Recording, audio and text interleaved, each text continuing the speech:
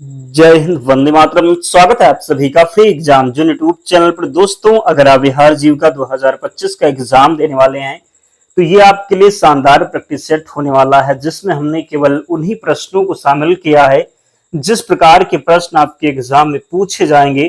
तो आपको सेशन में अंत तक बने रहना है और अंत में कमेंट करके अपना स्कोर जरूर बताना है। तो चलिए सेशन को प्रारंभ करते हैं और पहला शानदार प्रश्न आपके स्क्रीन पर है। सही उत्तर अगर आपको पता है तो कमेंट जरूर करते रहें। पहला प्रश्न है, जीविका का मुख्यालय कहाँ है? दरभंगा, गया, पटना या फिर समस्तीपुर? तो जीविका का मुख्यालय जब आपसे पूछा जाएगा तो आप क्या बताएंगे? तो सही उत्तर होगा पटना। कहां पर? तो जीविका का जो मुख्यालय है ये पटना में स्थित है। याद रखेंगे, गलती नहीं करेंगे। और जल्दी से आप लोग अपने दोस्तों के पास वीडियो को जरूर शेयर कर दें। पशु सखी का कार्य क्या है? पूछा गया है कि पशु सखी का कार्य क्या है? पशुपालन में सहयोग देना, कृषि में सहयोग देना, बैंक में सहयोग देना या फिर इनमें से कोई नहीं? तो जल्दी से सही उत्तर को कमेंट करें, क्या होगा राइट आंसर? पशु सखी का कार्य क्या है?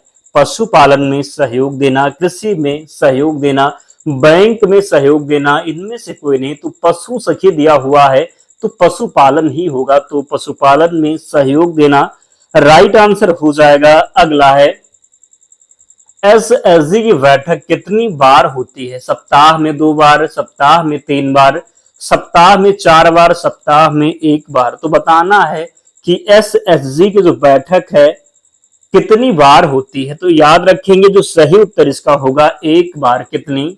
तो कितनी? तो सप्ताह में 1 बार राइट आंसर होगा। अगला है, एसएसजी में कितनी महिलाएं होती हैं? 5 से 10, 10 से 15, 15 से 20 या फिर 20 से 25? तो एक एसएसजी में कितनी महिलाएं होती हैं? तो एक एसएसजी में कितनी महिलाएं होती हैं? जल्दी से कमेंट करके उत्तर आप लोग बताएं। कमेंट में बिल्कुल भी कंजूसी ना करें, सही उत्तर कमेंट जरूर करते रहें। तो राइट आंसर इसका होगा 10 से 15। कितनी? तो 10 से 15। पांचवा प्रश्न है, अर्थशास्त्र के लिए नोबेल मेमोरियल पुरस्कार किस वर्ष स्थापित किया गया? 1901 में, 1968, 1969 या फिर 1971 में? तो इसका जो सही उत्तर है आप लोग कमेंट करें कि अर्थशास्त्र के लिए नोबेल मेमोरियल पुरस्कार किस वर्ष स्थापित किया गया? तो 1968 में। कब? तो 1968 इसका राइट आंसर हो जाएगा। अगला प्रश्न है, प्रधानमंत्री उज्ज्वला योजना के तहत किस प्रकार का ईंधन प्रदान किया जाता है? मिट्टी का तेल, एलपीजी कनेक्शन, कोयला या फिर लकड़ी? तो प्रधानमंत्री उज्ज्वला योजना के तहत किस प्रकार का ईंधन प्रदान किया जाता है? तो जब सही उत्तर आपको बताना होगा। तो प्रधानमंत्री उज्ज्वला योजना के तहत किस प्रकार का ईंधन जो है प्रयोग किया जाता है या प्रदान किया जाता है? तो सही उत्तर इसका होगा, क्या होगा राइट आंसर? तो एलपीजी कनेक्शन। क्या? तो एलपीजी कनेक्शन हो जाएगा। अगला है, सुभाष चंद्र बोस ने फॉरवर्ड ब्लॉक की स्थापना किस वर्ष की थी? 1938, 1939, 1940 या फिर 1941? तो सुभाष चंद्र बोस ने फॉरवर्ड ब्लॉक की स्थापना कब की थी? तो सुभाष चंद्र बोस ने फॉरवर्ड ब्लॉक की स्थापना 1939 में। कब? तो 1939 में। और आप लोग जो है टेलीग्राम से जरूर जुड़े, लिंक डिस्क्रिप्शन बॉक्स में है, या फिर आप टेलीग्राम पर जाइए और सर्च करिए फ्री एग्जाम जोन, वहां पर जुड़ जाइए। आपको वहां पर वही प्रश्न मिलेंगे पीडीएफ के माध्यम से जो आपके लिए महत्वपूर्ण है। शार्ट नोट आपके एग्जाम से पहले दिया जाएगा, तो आप लोग वहां निश्चित ही जुड़ें। विश्व आर्थिक मंच का मुख्यालय कहाँ है? न्यूयॉर्क, संयुक्त राज्य अमेरिका, जिनेवा स्विट्जरलैंड, कोलोन स्विट्जरलैंड या फिर दावोस स्विट्जरलैंड? तो बताना है कि विश्व आर्थिक मंच का मुख्यालय कहाँ है। तो राइट आंसर इसका होगा कहां पर है? तो बताना है कि सही उत्तर क्या होगा। तो विश्व आर्थिक मंच का जो मुख्यालय है कोलोन स्विट्जरलैंड में है। याद रखेंगे। अगला है, बैटरी में किस प्रकार की ऊर्जा को विद्युत ऊर्जा में परिवर्तित किया जाता है? बैटरी में किस प्रकार की ऊर्जा को विद्युत ऊर्जा में जो है परिवर्तित किया जाता है? यांत्रिक ऊर्जा, रासायनिक ऊर्जा, उष्मीय ऊर्जा या फिर नाभिकीय ऊर्जा? तो इसका जो राइट आंसर होगा क्या होगा? तो रासायनिक ऊर्जा को। किसको? तो रासायनिक ऊर्जा को विद्युत ऊर्जा में परिवर्तित किया जाता है। बैटरी किस प्रकार की ऊर्जा को विद्युत ऊर्जा में परिवर्तित करती है? तो बैटरी रासायनिक ऊर्जा को विद्युत ऊर्जा में जो है परिवर्तित करती है? जल्दी से कमेंट किया करिए, आप लोग कमेंट में आंसर जरूर दीजिए। अगला है, भारतीय पुरुष क्रिकेट टीम ने अपना पहला क्रिकेट विश्व कप किस वर्ष जीता था? 1975, 1983, 2007 या फिर 2011 में? ये प्रश्न बार बार पूछा जाता है, इसीलिए याद रखेंगे। पूछा जाए कि जो 1900 ये कब जीता था, तो याद रखेंगे 1983। किससे जीता था, उपविजेता कौन था? तो वेस्ट इंडीज। याद रखेंगे, गलती नहीं करेंगे। अगला है, साहित्य के लिए मैन बुकर पुरस्कार से सम्मानित होने वाली पहली भारतीय मूल की लेखिका कौन है? झुंपा लाहिड़ी, किरण देसाई, अरुंधति राय, अनीता देसाई। साहित्य के लिए मैन बुकर पुरस्कार से सम्मानित होने वाली पहली जो भारतीय मूल की लेखिका है, सही उत्तर इसका होगा अरुंधति राय। साहित्य के लिए मैन बुकर पुरस्कार से सम्मानित होने वाली पहली भारतीय मूल की लेखिका हैं अरुंधति राय। आकाश का नीला रंग किस घटना के कारण दिखाई देता है? प्रकाश का अपवर्तन, प्रकाश का प्रवर्तन, प्रकाश का प्रकीर्णन या फिर प्रकाश का विवर्तन? तो आकाश का नीला रंग किस घटना के कारण जो है दिखाई देता है? आकाश का नीला रंग किस घटना के कारण दिखाई देता है? सही उत्तर इसका होगा प्रकाश का प्रकीर्णन। क्या तो आकाश का नीला रंग किस घटना के कारण दिखाई देता है? तो आप लगाएंगे प्रकाश का प्रकीर्णन। अगला है, लाल टेनिस में सर्वे के बाद पहली बार गेंद के बाउंस को क्या कहते हैं? रैली, लेट, इन बाउंस? बताना है कि लाल टेनिस में सर्वे के बाद पहली बार गेंद के बाउंस को क्या कहेंगे? तो गेंद के बाउंस को कहेंगे इन। क्या तो इन कहेंगे। और आप लोग शुरुआत तो बहुत तेजी से करते हैं कि हम लगातार पढ़ेंगे, इस बार निश्चित ही सफलता जो है प्राप्त करेंगे। लेकिन जैसे 2-4 दिन आप पढ़ते हैं, फिर जैसे लगता है कि आपने पूरा सिलेबस कंप्लीट कर दिया, आप बिल्कुल सक्षम हो गए कि इस बार आप एग्जाम निकाल ही लेंगे। जैसे शुरुआत में जब हमने प्रैक्टिस सेट प्रारंभ किया था, तो आप लोग काफी लोग जुड़ते थे। आज की डेट में आप लोग पता नहीं कहाँ गायब रहते हैं। आप लोग मेहनत निरंतर करिए और विश्वास रखिएगा, सफलता निश्चित ही मिलेगी। जर्मन बुक ट्रेड का शांति पुरस्कार किस क्षेत्र में दिया जाता है? साहित्य, पत्रकारिता, कला, शांति और अंतरराष्ट्रीय समझ? तो जर्मन बुक ट्रेड का जो शांति पुरस्कार है, ये किस क्षेत्र में दिया जाता है? तो आप बताएंगे शांति और अंतरराष्ट्रीय समझ के लिए। किसके लिए? तो जर्मन बुक ट्रेड का शांति पुरस्कार किस क्षेत्र में दिया जाता है? तो शांति और अंतरराष्ट्रीय समझ के लिए। भारत में स्थानीय सुशासन का जनक किसे माना जाता है? डलहौजी, रिपन, लिटन या फिर कर्जन? तो भारत में स्थानीय सुशासन का जनक किसे माना जाता है?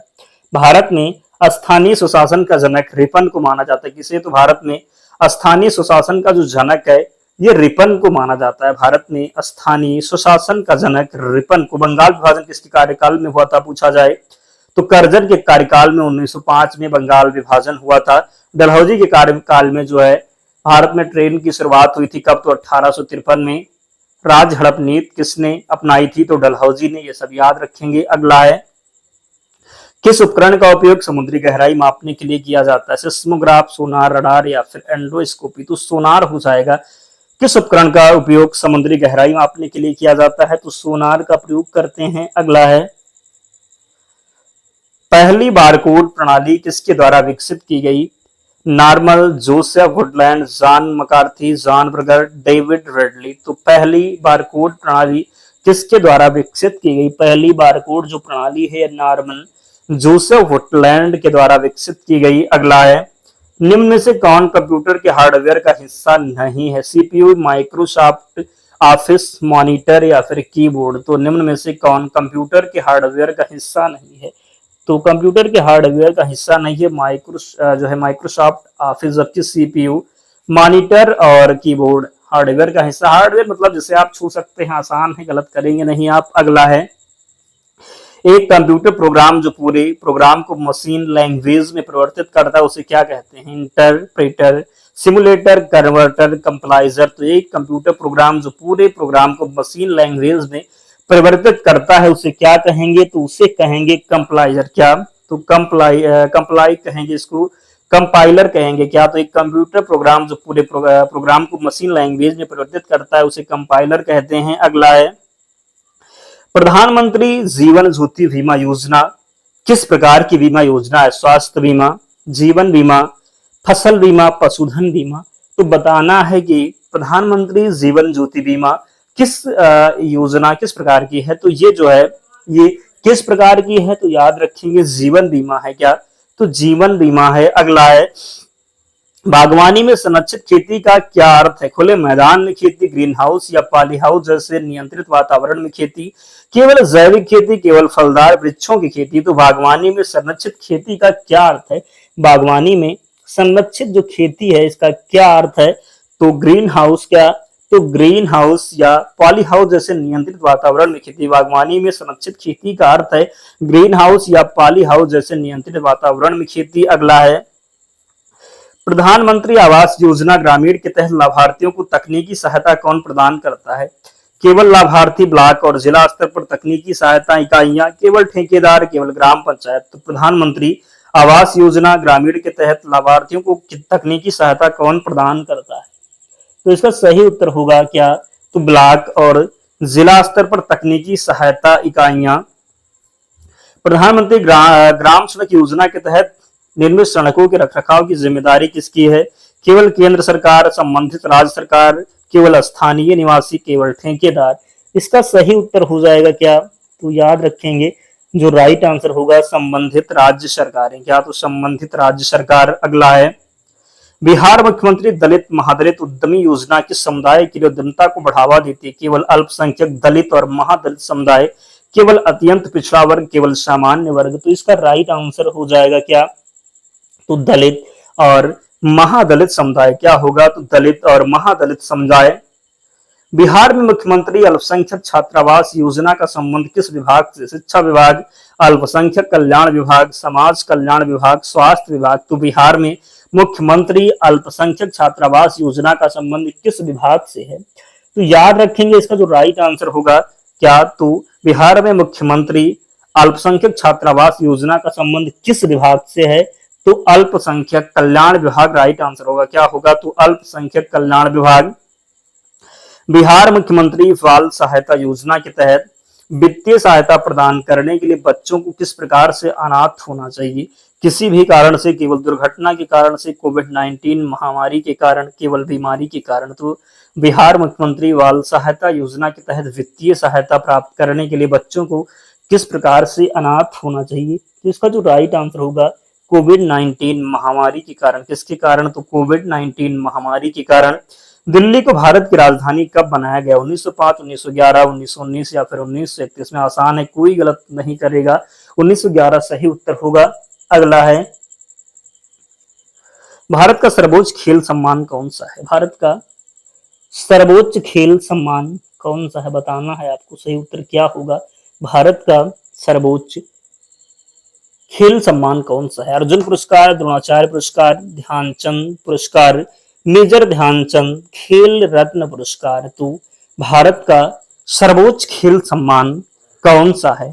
तो भारत का जो सर्वोच्च खेल सम्मान है इसका जो राइट आंसर होने वाला है मेजर ध्यानचंद खेल रत्न पुरस्कार। अगला है बारिश की बूंद का गोलाकार आकार किस घटना के कारण होता है। गुरुत्वाकर्षण, श्यानता, पृष्ठ तनाव, वायु प्रतिरोध। तो बारिश की बूंदों का गोलाकार आकार किस घटना के कारण होता है। तो गोलाकार जो आकार होता है ये पृष्ठ तनाव के कारण। किसके कारण, तो पृष्ठ तनाव के कारण। अगला है किस टेनिस खिलाड़ी को किंग ऑफ क्ले कहा जाता है। Roger Federer, Rafael Nadal, Andy Murray या फिर इनमें से कोई नहीं। तो किस टेनिस खिलाड़ी को किंग ऑफ क्ले कहा जाता है। किस टेनिस खिलाड़ी को किंग ऑफ क्ले कहा जाता है। तो राफेल नडाल को। किसे, तो राफेल नडाल को किंग ऑफ क्ले कहा जाता है। बारदोली सत्याग्रह का नेतृत्व किसने किया था। महात्मा गांधी, सरदार वल्लभ भाई पटेल, मुरारजी देसाई, जवाहरलाल नेहरू। तो बारदोली सत्याग्रह का नेतृत्व किसने किया था। तो किसने किया था बारदोली सत्याग्रह का नेतृत्व, तो सरदार वल्लभ भाई पटेल ने। किसने, तो सरदार वल्लभ भाई पटेल ने। मानव शरीर में कौन सा अंग रक्त को शुद्ध करता है। हृदय, फेफड़े, गुर्दे या फिर यकृत। तो मानव शरीर में कौन सा अंग है जो रक्त को शुद्ध करेगा। तो याद रखेंगे सही उत्तर इसका होगा गुर्दा। क्या, तो गुर्दे राइट आंसर होगा। वाटर पोलो खेल में एक टीम में कितने खिलाड़ी होते हैं। 5, 6, 7 या फिर 8। तो वाटर पोलो में कितने, तो वाटर पोलो में जब पूछा जाएगा तो आप 7 खिलाड़ी लगाएंगे। कितने, तो 7।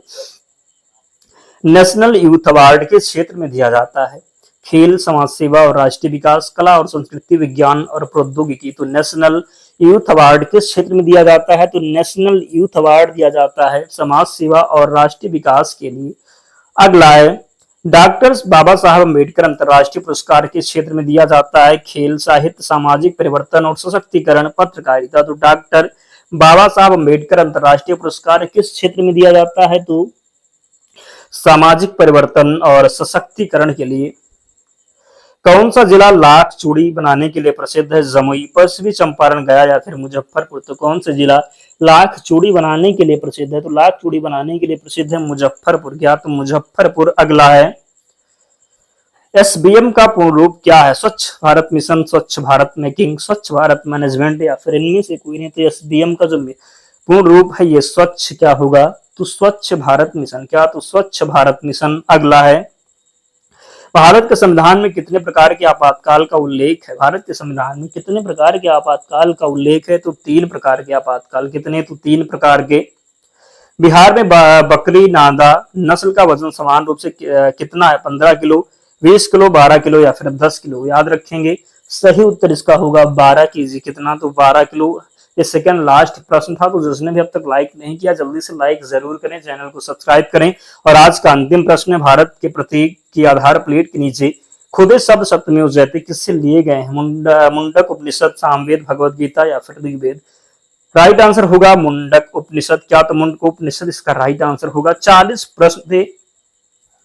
आप लोग कमेंट कीजिए और जल्दी से बताइए, फिर आपको जाना है क्या? तो बताइए कितने प्रश्न आप सही कर पाए, जल्दी से कमेंट करके बताएं। पीडीएफ के लिए टेलीग्राम चैनल से जुड़ जाना, लिंक डिस्क्रिप्शन बॉक्स में है, या फिर आप टेलीग्राम पर जाएंगे, सर्च करेंगे फ्री एग्जाम जोन, आपको चैनल मिल जाएगा, ज्वाइन हो जाना, वहां पर आपको सारी पीडीएफ मिल जाएगी। तो मिलते हैं नेक्स्ट वीडियो में, तब तक पढ़ते रहिए, ध्यान रखिए अपना, स्वस्थ सुरक्षित रहिए। जय हिंद।